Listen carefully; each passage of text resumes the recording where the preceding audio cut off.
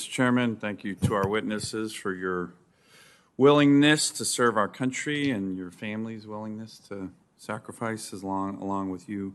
Let me get a commitment from each of you to come visit the great state of Alaska, maybe even in February or January. Can I get a commitment?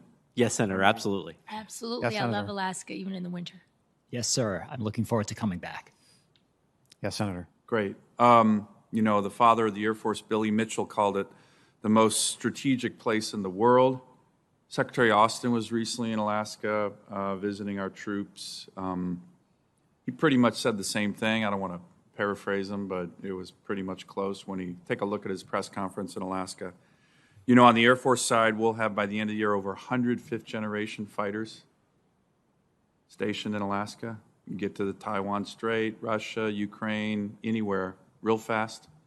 100. There's no place on the planet Earth that has over 100 fifth-gen fighters but my state. So very important in terms of the Air Force, but also in terms of the Army. Let me, Mr. Camarillo and Ms. Jacobson, on the Army. I recently was briefed by the Secretary of the Army and the Chief of Staff of the Army on the Army's Arctic strategy. It plans to establish a new 2-star headquarters with an operational headquarters, specially trained and equipped combat brigades, improved material readiness for extended operations all in the Arctic, better trained regional forces, and importantly, quality of life improvement for personnel. Can I get your commitment to work with me and the Secretary, your Secretary, and the Chief of Staff to fully implement that robust Arctic strategy that the Army put out?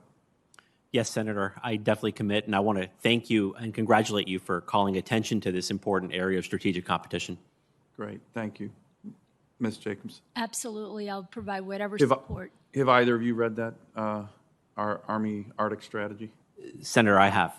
Good. Have you? I saw a summary of it, Senator. Good. Thank you. I look forward to working with you on that. Let me mention a related topic. Again, this has gone all the way to the chairman, the Secretary of Defense, not just Secretary of the Army. We have this amazing training, strategic location, although we've had problems. And one big one is a real troubling topic. Over the past 5 years, U.S. Army Alaska has experienced 32 suicides. Think about that. In the same period, 2016 to 2021, we lost 41 military members in Afghanistan in combat deaths due to hostile action. So almost as many deaths by suicide just in Alaska in garrison than we had in terms of combat deaths in Afghanistan. Can I get a commitment from all of you to, again, continue the focus, and this is from the Secretary of Defense on down, and the Secretary of the Army, the Chief of Staff of the Army, they're very focused on addressing this. I have a lot of appreciation for that. It's military installation. It's more morale, welfare aspects. In Alaska, they have a plan. They're implementing it, but I want to get your commitment that you will strongly support your leadership in the Army and DOD on the implementation. It's literally lives are at stake. Too many good young men and women, the best, in my view, that our country has to offer, are taking their lives, a lot of them in my state, and it's very tragic. Yes, Senator, you have my commitment. It's deeply troubling. You have my commitment as well, Senator. Thank you. Let me turn to our Air Force friends, Mr. Wagner, Mr. Hunter. Do you have any views on the E-3 AWACS replacement? Let me give you a quick anecdote. We get the strategic competition, great power competitions happening in the Arctic all the time. China, Russia. Last year, you may have read about the Russians sent 5 different sorties at the same time to Alaska. They've never done anything that aggressive. And we had to go intercept these. Our great men and women in the Air Force do this. 5 at the same time. Unbelievable, right? All the way up to Utiavik, down to Kodiak, like they were essentially attacking our country, our state.